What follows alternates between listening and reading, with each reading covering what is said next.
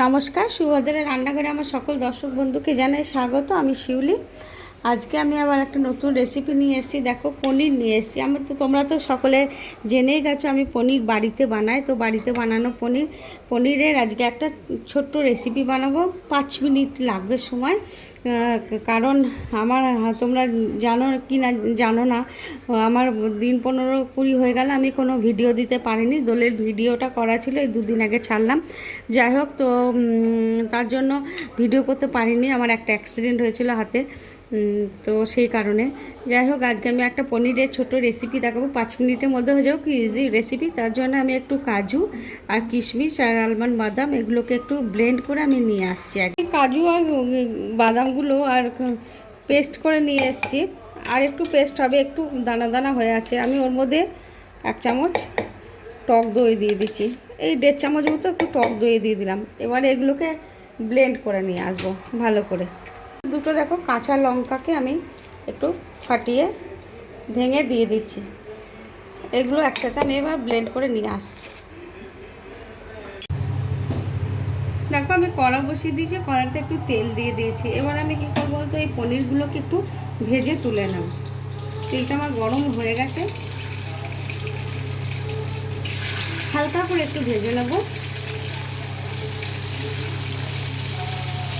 পনিরে আমি একটুখানি সামান্য কাশ্মীরি রেড চিলি পাউডার আর একটু ময়দা ছড়িয়ে দিয়েছি, দিয়ে হালকা করে এটাকে একটু আমি ভেজে নেব। দেখো, আমি পনিরটা ভাজার পরে যে তেল ছিল একটুখানি সামান্য ওই তেলের ওপরে আমি একটু বাটার দিয়ে দিলাম। এবার আমি কি দেবো বলো তো, দিয়ে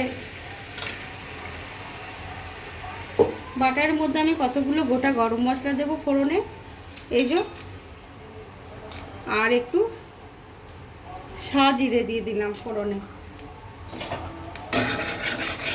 ফোড়নটা একটু ভাজা ভাজা হবে, ভারী চমৎকার একটা সুগন্ধ বেরোতে শুরু করে দিয়েছে।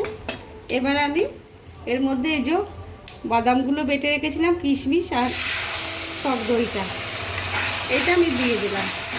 খুব ইজি রান্না, খুব সহজ রান্না এবং ভীষণ তাড়াতাড়ি হয়ে যায়। 5 মিনিটের মধ্যে রান্নাটা হয়ে যাবে। আর আমি এবার ব্লেন্ডারটা ধুয়ে একটু জল দিয়ে দিলাম। এবার আমি কি দেবো বলো তো, কিছু বেসিক মশলা দিয়ে দেবো, মানে একটু জিরে গুঁড়ো আর একটু ধনের গুঁড়ো আর একটু Kashmiri red chilli powder, just. আর কিছু দেবো না। এটা আদা পেঁয়াজ রসুন কিচ্ছু না, সম্পূর্ণ নিরামিষ একটা রেসিপি এবং খুব সহজ। হয়ে গেছে, আমার মশলাটা একটু জাস্ট কষানো হবে। এবার আমি স্বাদ অনুযায়ী একটু লবণ দিয়ে দিলাম আর কয়েক দানা চিনি দিয়ে দিলাম। ব্যাস, এবার একটু ভালো করে কষিয়ে নেব।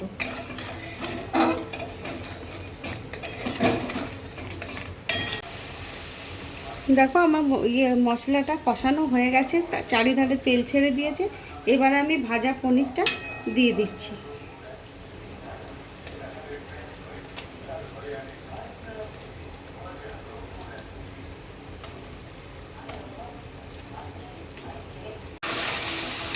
দেখো, আমার হয়ে গেছে পনিরটা। হ্যাঁ, আমি এবার গ্যাসটা অফ করে দিচ্ছি। একদম সুন্দরভাবে হয়ে গেছে। আমার একটু হোমমেড গরম মশলা গুঁড়ো আছে, উপর থেকে আমি একটু জাস্ট ছড়িয়ে দিলাম। ব্যাস, এবার আমি গ্যাসটা অফ করে দিচ্ছি। দেখো, আমার একদম রেসিপি রেডি। পনিরের খুব সহজ একটা রেসিপি রেডি এবং সার্ভ করে দিয়েছি।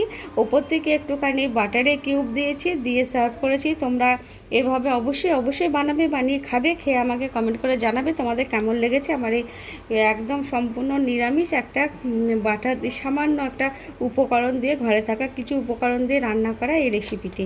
ঠিক আছে, তোমরা সবাই ভালো থেকো, সুস্থ থেকো। তোমাদেরকে জানাই অসংখ্য ধন্যবাদ, অনেক অনেক ভালোবাসা। দেখো, একদম সফট হয়েছে, কীরকম নরম সফট তুলতুল করছে, অসম্ভব সুন্দর খেতে হয়েছে। তোমরা এভাবে বানাবে।